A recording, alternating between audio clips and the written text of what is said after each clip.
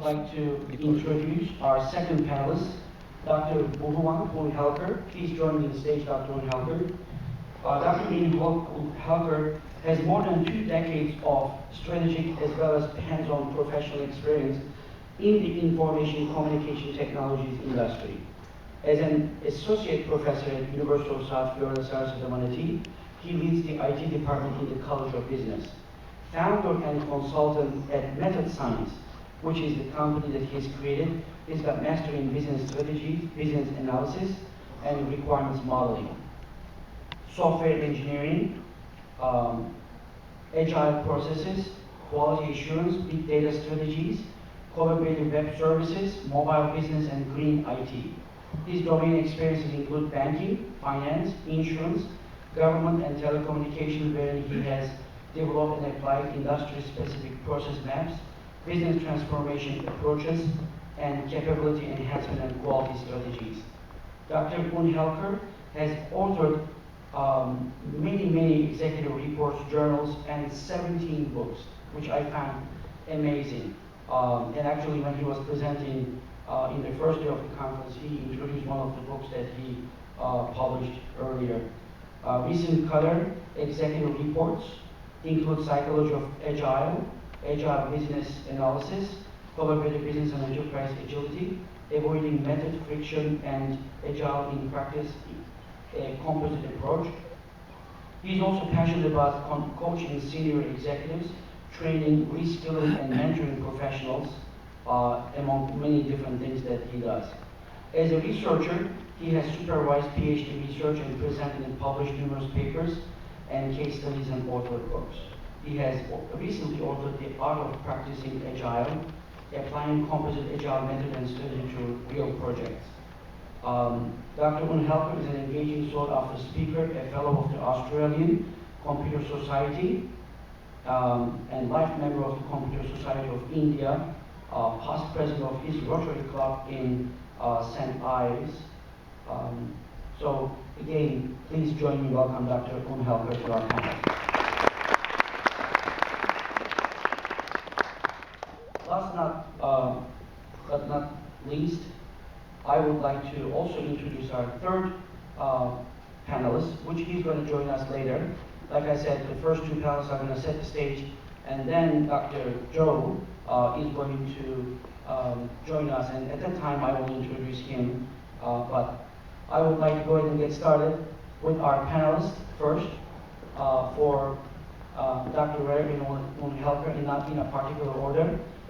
Just to put this, set the stage, I would like to maybe ask you to give us your statement, your status where you are in regards to your research and how it relates to interdisciplinary research.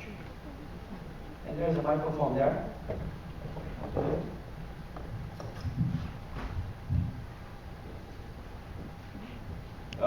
Good morning. First, I want to apologize. The boat is either rocking or I had too much rum in Jamaica yesterday. I'm not sure which. So my head keeps going back and forth. So as I look at those curtains, I think maybe it's more boat rocking, but perhaps it's a combination of both. Well, anyway, thank you very much for coming to hear us talk. I'm very grateful, and hopefully I can answer some questions. Concerning this first question, my field, international business, is very cross-disciplinary. It's very eclectic. In fact, we have very few theories that are truly international business. We've done a lot of research in the area of FDI. We've got some degree of work by John Dunning and some of the early people in the discipline, but a lot of our research is very interdisciplinary. I'm a case writer mostly, and so a lot of that work can be interdisciplinary. At the end of the day, having said that though, a lot of what I end up doing is working with people in the College of Business, because we've created these silos in higher education, and we have a hard time breaking out of them. I know very few people in other areas of the university, and so the opportunity to do that is very difficult, I think. I know a lot of you are in the hospitality area, and we have a School of Hospitality Management, which is across the campus. They merged with the College of Business last year, and very few of the faculty come to faculty meetings. So even within the College of Business, we have these silos that are very difficult to break. But I think the idea is really very good. I think this is where the ideas come in terms of major breakthroughs, is when you take areas that are seemingly unrelated and you begin to put them together. I think that's where great advances can be made in research. I think it is very difficult to do, primarily because of the structures that we've set up, the path to publication. There are just a lot of barriers that have been keeping us from doing that. And so, as a result, I think we're lagging in that. One of the good things about a conference such as this, which is interdisciplinary, is that we have an opportunity to interact with other fields. I've heard a lot of hospitality presentations, which were really very interesting because I know nothing about the field, and so I find that to be really a rewarding part of this process. Also, the issue of doing this by way of internationalization is very good. I was telling my wife that I said, wow, I've been to many conferences that have the title international, but they're all Americans with a sprinkling of people from other countries. So most people are from the United States, but this is truly an international conference, which makes it even more interesting, and I think creates an opportunity for more collaboration in terms of that research. Thank you, Dr. Charles. Namaste, good day, Assalamu alaikum, Niha, and good morning. I thought that will be the right way to start international conference, and I apologize to my Turkish friend. I'm still learning how to wish good morning in Turkish. By the time we have this conference next year, I will have polished that up. Perfect. Now, as Dr. Jihan introduced me, my core expertise is information technology. Way back in 1992-93, Professor Brian Henderson Sellers, my Guruji, my Ustad, my teacher, asked me to study research methods. And there were only two research methods, quantitative and qualitative. If we project the time 25, 30 years from that, we find that research methods, the core approach to research. And I also listened to some wonderful presentations of some very, very good PhD students in this conference. And they're following a method, a problem, a hypothesis, data collection, analysis, discussion, conclusions, recommendations, future directions. I am wondering whether this room full of PhDs and to-be PhDs can put their minds together to shape this rather rigorous approach to research. And I remember after about 5.5, 6 years, while I was working in Dow Jones in 1997 when I finished, my method was action research. So if we look at even a basic school experiment, you might recollect something called removing the parallax. You know, we are given 3 sticks standing on a stand, and we have to adjust the 3 sticks in such a way that if the observer shakes his or her head, the 3 remain in line. And to do that, we have to move the middle stick. You may want to Google removing the parallax. I think an interdisciplinary approach is like removing the parallax. Even in trigonometry, if you see, we need 3 points. Trigonometry cannot work with 2 points. That becomes linear. So if anything that has to be identified as real, as truth, because that's what a PhD is supposed to be. It is meant to identify what is real, what will work. Whether it is in medicine, biology, arts and English disciplines, or in software engineering, can a method work sir, you introduced my work in Agile. I owe it to my publisher to show off my book.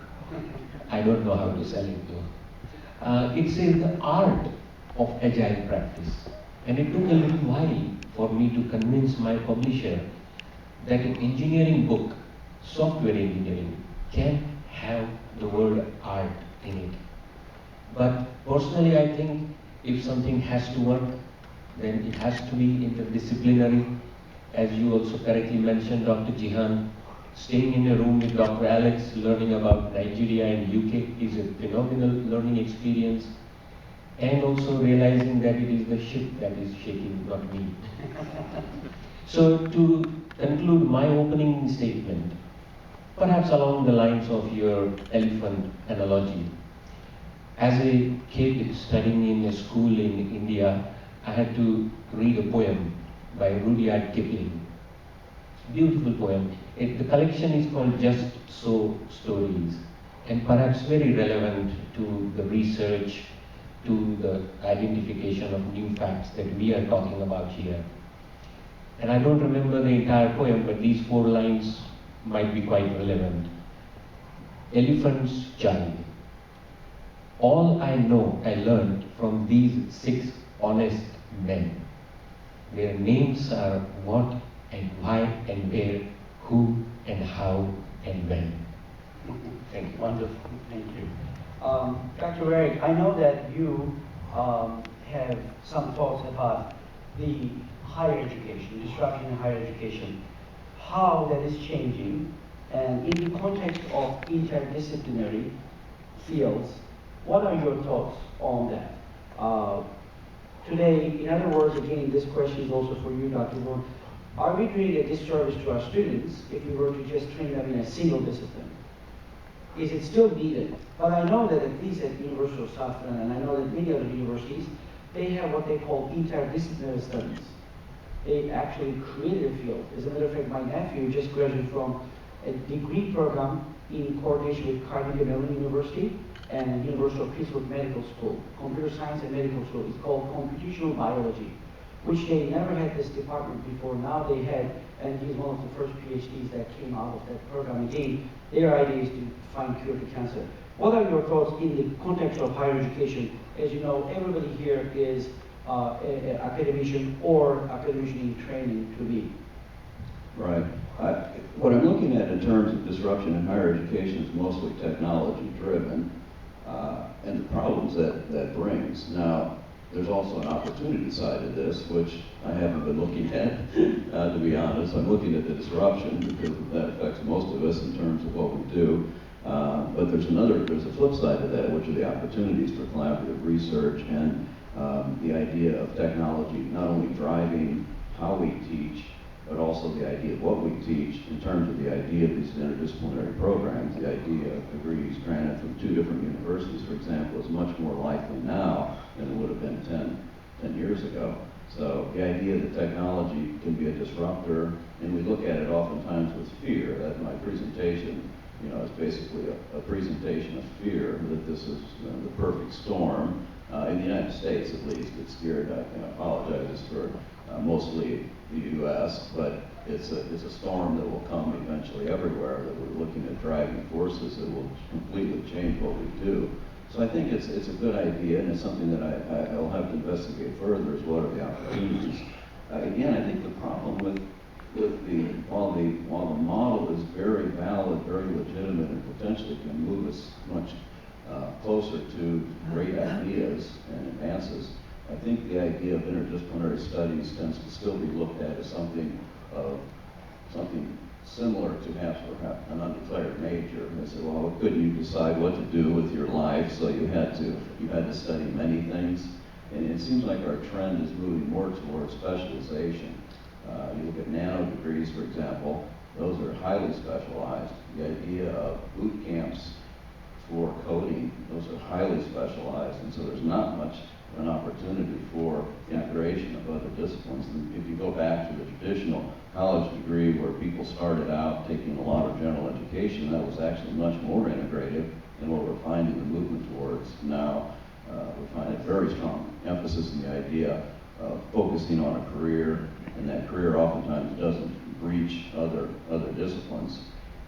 But there is the opportunity for doing this through, we can see through technology that we can have a lot of joint opportunities for research of people halfway around the world. You know, the idea of email is wonderful. I remember sending, the first email I sent was to Colombia, and it got there quickly, and it cost nothing, and it was amazing to me that I could communicate with a faculty member in the country of Colombia very quickly. And what that did for me was to open the door for much more collaborative research with people in other countries.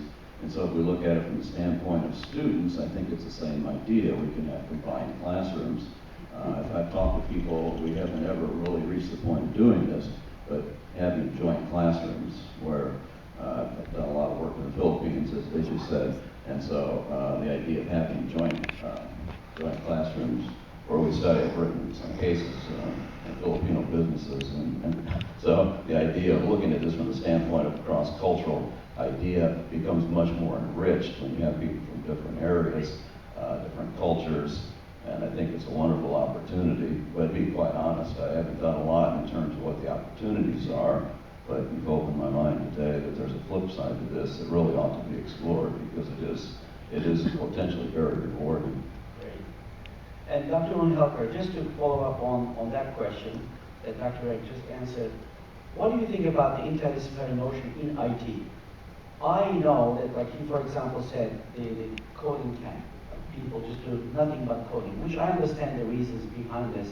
But in your opinion, what is the value of interdisciplinary, maybe being exposed? I'm not talking about having a degree, but being exposed to other fields. For example, in the medical school at University of South Florida, the medical students are required to take a theater class. Theater, just like, you know, in the stage over here. And they believe that that's going to help the doctors to be able to set the stage, understand the mood, see, maybe make some changes based on the mood. And so what is that in IT? What do you think? Does the IT students need to be just coding, if they're in that part of the IT, versus maybe exposed to other things so that they can code better? Yes. And sometimes they may not even be coding, because information technology has grown so big. Look at this ship and tell me whether it can move 1 inch forward without information technology. And how many of us here are absolutely starving of Wi-Fi? We are, someone modified, I think Dr. Adel or someone, we were chatting about Abraham Maslow's hierarchy over lunch, and someone has modified it. Abraham Maslow's hierarchy is at 5 levels, starting from physical up to self-enlightenment, and there is a little 6th layer below which says Wi-Fi. So take any processes, and this whole ship is a process, including checking in, including food and beverages, including booking of tours, checking out, you name it.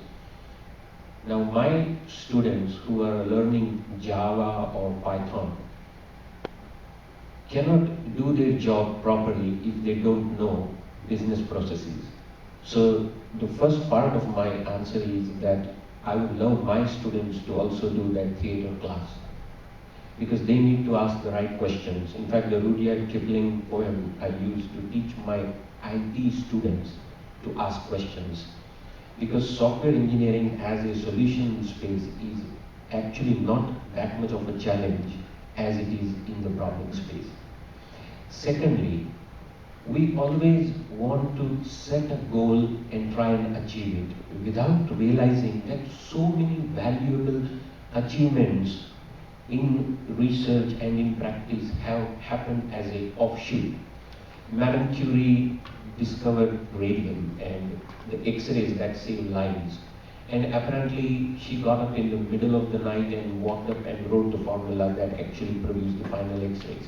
Dr. Louis Pasteur, who identified the smallpox vaccine, which was once called cowpox, and he discovered that in the subcontinent, milkmaids were not getting this disease because they were continuously dealing with the cows. The most wonderful discovery, including the internet itself and the way we are applying it. And take Facebook, take Sabir Bhatia's Hotmail, not Microsoft Hotmail, because Sabir Bhatia had to sell it off. He started off by saying, I want to just connect with my friends while I'm traveling. And he produced something that sold for $400 million to Microsoft. So I would like my students to not to understand a model, whether it is research or whether it is simply a bachelor's or master's course, that they will start off at a much wider angle. It's a much wider starting point, and then they narrow it down to identify the cure for cancer, for example, in medicine, or to write the next WhatsApp in software engineering. When it comes to application, it's again going to broaden out. We are sometimes good at finding a solution, but we can't apply it in practice. So the keyword I would like to share with all of you is holistic. Any solution that needs to be applied, and doctors are learning this, that they have to not just treat the disease, they have to treat the person. And software engineers are learning that they have to not write just better code. They have to write a code that will be of value to the user.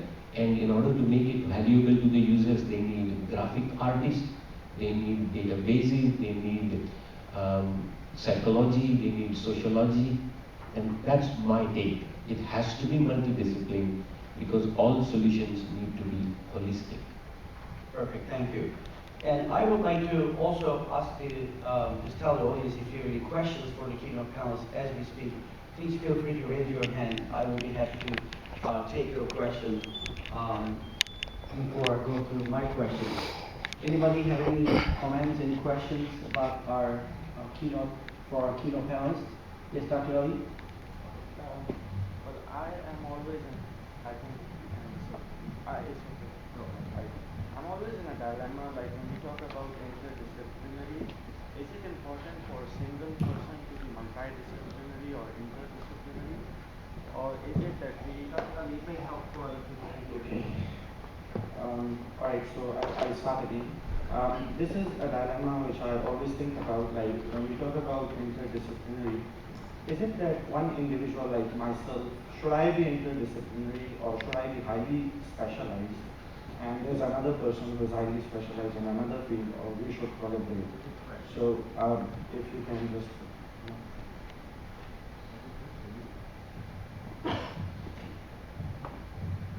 As I mentioned, when we are trying to identify a solution, we do need to be very specialized. But when it comes to applying that solution, it can't be just that particular discipline. I mean, in medicine, we have now got hand specialists. When my son hurt his hand, I was surprised to discover that a medical doctor can only specialize in hand. Perhaps a time will come when there will be a doctor for our right thumb and right index finger and so on. That doctor still needs to know all about anesthesia, all about radiology, all about general surgery, all about teenage psychology, you name it. So your question is right, Dr. Ali, that should I be a specialist or a generalist? When I am trying to define a solution to a problem, when I'm trying to identify that particular core solution, I'm a specialist. When I'm trying to apply it in practice, being a specialist will destroy my solution. Giving you a cricket analogy, because we are from the subcontinent, a good batter needs to know all about bowling, but may not be a bowler, and vice versa.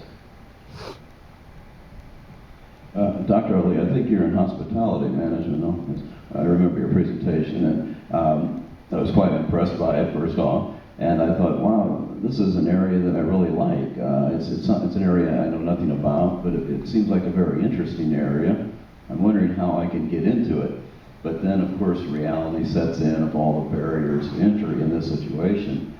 I think it's a very good question. I think it's one in which, again, our structures and systems keep us from being as integrated as we should be. Let me give you an example. I was an external reviewer for a promotion and tenure decision at another university. I'd never done that before, but this year I was asked to review a person who was up for tenure and promotion at Indiana University Northwest. And so there's a very long list of criteria and a matrix to determine whether this person is suitable for tenure. And one of the areas that relates to what you're talking about is how closely related is the research to what they're teaching. Any deviation from that essentially gets points off. So the idea that you can be a Renaissance person and bring all of that to the table, which is very rewarding, I think is not so rewarding when it comes to the important decisions of do you get tenure or not, do you get promoted or not. And so perhaps once this person gets tenure, they can go off on their own way and then do what they want. But I think that we've created structures that inherently are against that idea of being more multidisciplinary. I think it's unfortunate, but I think it's the reality of how we structure things now. I'm hoping that would change because, as has been pointed out, it's really a very fruitful area for scientific discovery. Typically ideas, as we've looked at the issue of innovation, we found that these ideas typically come out of the merger of ideas in other areas. It's not the genius sitting around, the flash of genius concept that I came up with this on my own. Typically there's a lot of integration and collaboration, and a lot of times that's with people in different areas. And also, just to add what our panelists have said, Dr. Ali, I want to just emphasize the importance of the definition of what is interdisciplinary research. We need to understand that, for example, multidisciplinary, that we have a team, 4 people. They are all from different disciplines. And they are given a particular task. Your job is to write the code for this one. Your job is to look at this test results in the biology. They really don't know what the others are doing. They are just basically focusing on their special area. That's it. This is called multidisciplinary research. It is common. Interdisciplinary research is that we as a group, again, 4 different people from 4 different fields come together, sit down, and create a research problem together. Understanding that, hey, I have no idea about the computer science or biology, but I can bring the perspective of guest service, for example. Okay, I don't know what the contact could be, but then you are becoming the part of the team, and hence, that's the 1 + 1 greater than 2. I find it amazing. I'll give you one example very quickly. We had some of our assistant professors, they may remember the student. We had a student from Serbia. She was trained in the field of architecture. She applied to our master's program. The committee was a little bit like puzzled. Should we, introduce this to the masters in hospitality? I told the story before, and we accepted her. She came, and one of the research studies that she has done in the Ritz-Carlton hotels in the impact of color on people's happiness, how they find it satisfactory or not. As a hospitality researcher, believe me, I would have never come up with this research idea. But sitting down with her, we were talking about her thesis, what we can do, and she said that, what about the color? Like, does anybody give attention? Do they pay attention to what you choose, the furniture, how you use? So she created a 3D simulation of a hotel room with different colors, different furnitures, traditional versus contemporary, and distributed this to people, did the survey research, and the results was really astonishing, and the Ritz-Carlton Hotel actually used her findings of research. But there's something new, it's called interdisciplinary transcendary research. That is like my nephew. He is in computational biology degree. The degree is interdisciplinary. So he learned medical science, he learned computer science in that field. That one is that you are integrated, which is more difficult, that I understand. So from your perspective, you don't really need to think too much about, oh, should I be generalist, should I be, be specialists and do what you do most, but be open to the idea of working with different people to create research problems that you would have never thought of. That would be my little take. Please. Just want to add another very interesting example I came across about 3 weeks ago. I met someone at a social event. We shook hands and we started chatting. This gentleman is a top-notch radiologist in Florida. And I thought, what are we going to talk? So we just sat there and we had the first drink and we started chatting, and then he said, what do you do, and so on. To cut the long story short, he explained to me that he assists a neurosurgeon, brain surgeon. He's a radiologist. And there is another person he introduced me to who is an anesthetist, so they work as a team. And he explained to me very quickly, over a glass of red wine, that when the brain surgeon works, he or she, they don't knock out the patient. The patient has to be aware, and then they touch certain parts of the brain and ask the person to move their hands or legs and so on. And the messages that go from the brain to various parts of the body, I always thought these are nerves, and they are nerves.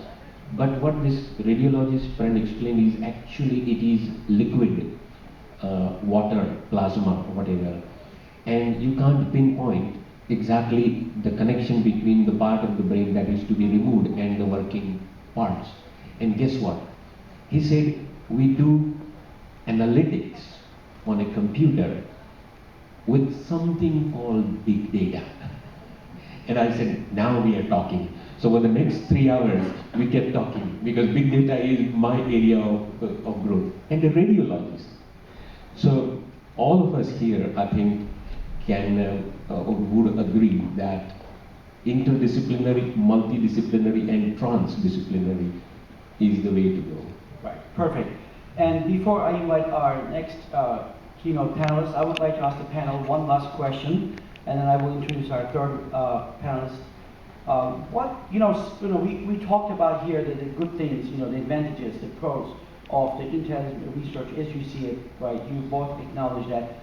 What do you see? You both mentor faculty members, PhD students, etc.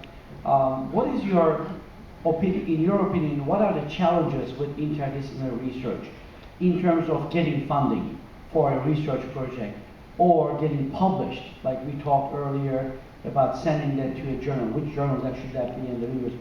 Can you please talk a little bit about that, please? Yes, I think those are all challenges. Typically, again, we've created an academic system that's based on silos. So we have journals that are very specific in terms of focus. Their mission is very, very focused. And so when you have integration, you have problems with the idea of where to send the paper. I think that's an important issue. There aren't a lot of journals that are geared towards sort of an interdisciplinary nature. Maybe there's a niche that's really needed in the market, but typically we're operating in particularly in terms of top-tier journals, we're operating with a very narrow silo. I think also in terms of PhD work, it's the same idea. I don't think we're there yet. I think it's good if we could move forward into that area and we could be more open to those ideas, but I think there are many barriers to the idea of doing interdisciplinary research. I've mentioned that, some of them are just physical barriers. We tend to be located in different parts of the campus. We may not see each other or interact with each other. There's few opportunities or incentives. When it comes to funding, it's usually specific to specific academic areas. So I think these are barriers that I haven't had a lot of opportunity or experience with going around those. So I'm certainly not the expert to speak on how to get funding or how to get published in terms of interdisciplinary research, but I know that these are challenging situations.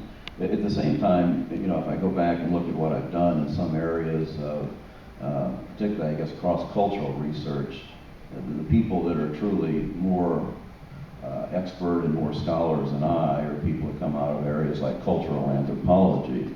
But at the same time, there's the business application to that. So when we talk about international management, there has to be a business focus as well, so we can take the very good research that's done and the knowledge base of cultural anthropologists and apply that to settings that we find with, let's say, for example, expatriates working abroad. And so we take the skill level that they've developed and we integrate it with the business knowledge that they need, and we put those two together. I've had some degree of success in that area, but for the most part, I find it to be extremely challenging, and I find many barriers to doing it, and a new paradigm of perhaps research that's open to the idea and academic outlets, publications would be a good thing. Well, my take is we have metrics for research and for us academics whether to grant a tenure or not. Really, the bottom line is funding. And we tend to gyrate towards a direction which is set by these parameters.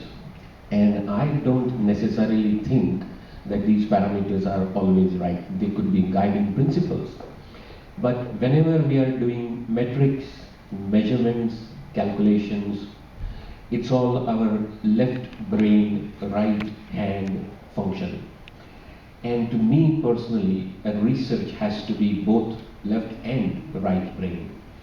And the right brain is a artistic brain, one that will take quantum jumps to arrive at conclusions. And I was listening to Professor Murat Tanik again in the Dallas conference 3 weeks back, fascinating keynote on quantum physics. And then he's talking about wave theory and particle theory. And he's saying, look at this rotating fan. And he says, if you look at it and how fast it is rotating, you will see it's a static